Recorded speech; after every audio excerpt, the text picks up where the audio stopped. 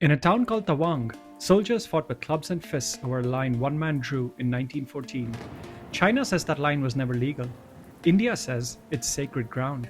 In 1914, the British Empire was paranoid about Russia and China.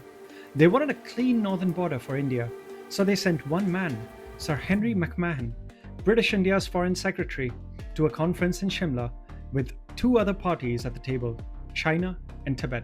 His job was to draw a border across the most contested mountains on Earth.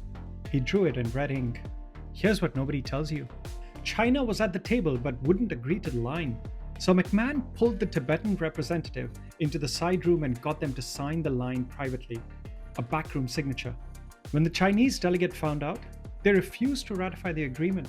The reason was simple: Tibet was not a sovereign government. It had no authority to sign away a border on its own.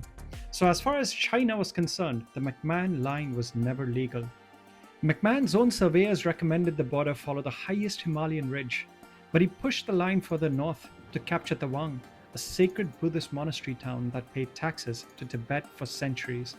To this day, Beijing calls the whole region South Tibet and claims it as its own. For decades, the line sat forgotten in the colonial archives. Then India became independent in 1947 and inherited it as the official border. In October 1962, China invaded across the line.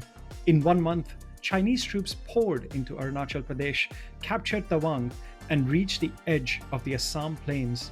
Around 1,400 Indian soldiers died. The line McMahon drew in red ink in 1914 is still contested today.